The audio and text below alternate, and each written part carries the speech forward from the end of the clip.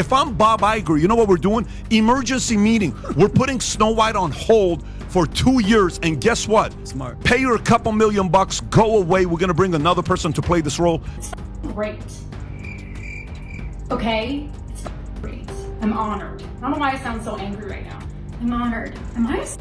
I'm a narcissist. Original cartoon came out in 1937, and very evidently so. You ever wonder what happens when you mix hot lava and chicken?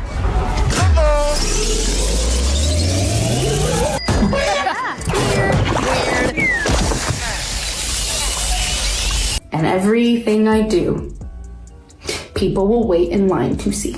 Buckle up, Buttercup. Because Rachel Zegler's Snow White disaster has officially morphed from box office flop to full-blown celebrity implosion.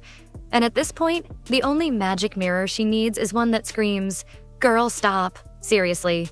If you've ever watched a career detonate in slow motion while someone blamed literally everything but gravity, you've basically witnessed this unholy PR spectacle. And just when you thought it couldn't get messier, oh, sweetheart, the tea kettle exploded. Because according to industry insiders, read, that one bitter intern on TikTok and everyone's favorite Twitter trolls, Rachel is now allegedly in therapy over the pressure of Snow White's nuclear fallout. And hey, mental health matters. But let's not ignore the fact that this all started because she tried to turn Disney's OG princess into a woke TED Talk about toxic masculinity. But wait till you hear what she did next. I'm talking plot twist levels that would make Riverdale look like a BBC documentary. Because now, brace yourself, Rachel is apparently blaming the Minecraft movie for Snow White's failure. Yes, you heard me. Not the chaotic press tour. Not the script that reads like a Tumblr post. Not the fact that she called the prince a stalker. Nope. It's the blocky video game movie that's the villain in this fairy tale. Mic check. What? Let's break it down like a Disney executive shredding the live-action remake folder labeled "Tangled Cancel if Rachel Blinks Twice." Once upon a time, like 2023, Rachel Zegler was Disney's golden girl. Cast as the iconic Snow White, she was supposed to usher in a new era of inclusive fairy tales and girl boss energy. But instead of charming dwarves and woodland creatures, she charmed nobody and gave interviews that made even PR interns cry. The very first red flag? She publicly called the 1937 classic weird. She said the prince was a stalker and that Snow White wouldn't be saved by a man she just met. Twitter exploded, Disney ducked for cover, and fans everywhere were like, okay, but you do realize you signed up to play that story, right? And yet, the chaos didn't stop there. Every new press appearance was a masterclass in how to not promote a movie. She laughed through interviews, roasted the original script, and clutched a bouquet of corporate feminism like it was going to shield her from the Rotten Tomatoes score. Then came the box office numbers. In 3 whole months, Snow White couldn't even crawl past the $250 million global mark. Meanwhile, the Minecraft movie strutted in, broke $700 million in under 3 weeks, and did it while starring characters that don't even have faces. I mean, come on. That's like losing a singing contest to Siri. Now, you'd think the next move would be reflection, right? Maybe a soft statement about lessons learned or the power of storytelling. Nope.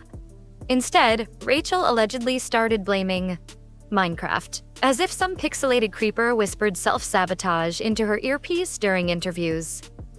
According to insiders, she feels the Minecraft film stole attention and shifted the cultural narrative.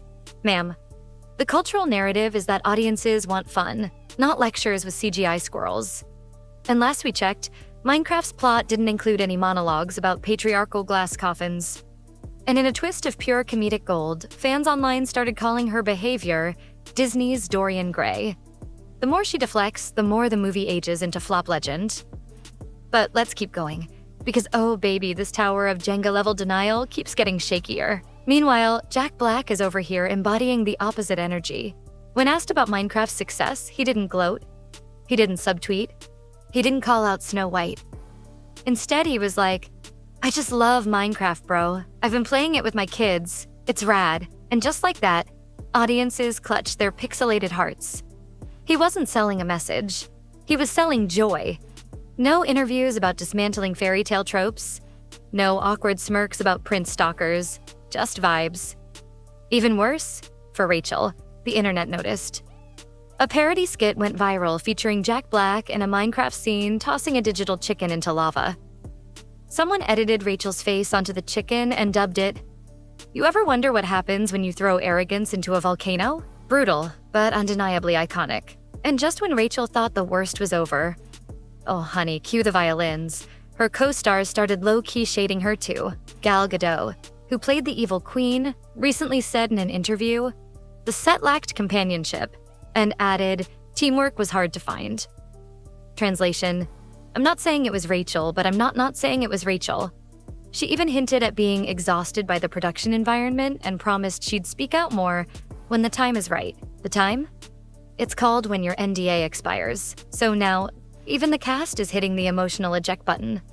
One by one, they're exiting the Rachel Zegler PR car like it's sinking in quicksand. Let's rewind to the resurfaced clip of Rachel nearly crying during the film's announcement. Back then, it was touching. She talked about the loneliness, the hate, the pressure. But now, it feels less like vulnerability and more like foreshadowing. Because in hindsight, this was the beginning of the spiral. What started as justified nerves turned into months of combative interviews, flippant commentary, and absolutely no accountability. Instead of saying, "Hey, I get why fans love the original," Rachel basically said, "You're all wrong, and I'm doing it better." Bold move. Unfortunately, the audience wasn't having it. Add in her past controversial tweets, including digs at Trump voters, and the conservative crowd was ready to burn their Mickey ears in protest. Even Megyn Kelly jumped in and called her apology fake and performative, saying she took a dump on half the country. Meanwhile, somewhere at Disney HQ, Bob Iger was Googling how to legally erase a movie from existence. Just when we hit peak chaos, Rachel posted something real. Her dog was sick. She was emotional. She asked fans for love and support. For one brief, shining moment, the internet paused. Even critics went silent.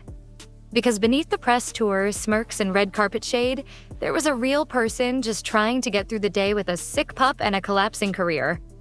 Some people even wondered, did we go too far? To which others replied, maybe. But also, did she go too far first? Fake breaking news. Sources say the dog has now entered therapy to cope with its owner's public backlash. More at 11. Meanwhile, the rest of Hollywood is learning a hard lesson. Audiences don't want finger-wagging films that treat nostalgia like a dirty word. They want to laugh, escape, and feel good about spending $15 on popcorn. Snow White didn't fail because of trolls. It failed because it forgot its job: to tell a story people love. And now, the only thing more cursed than that poisoned apple is the press tour that followed it. In the end, this wasn't a fairy tale. It was a fable, with a moral sharper than the Queen's cheekbones. If you rewrite a classic, don't act like the original was the villain. Now, excuse us while we go rewatch Minecraft for the plot. And by plot, we mean Jack Black eating a chicken into lava.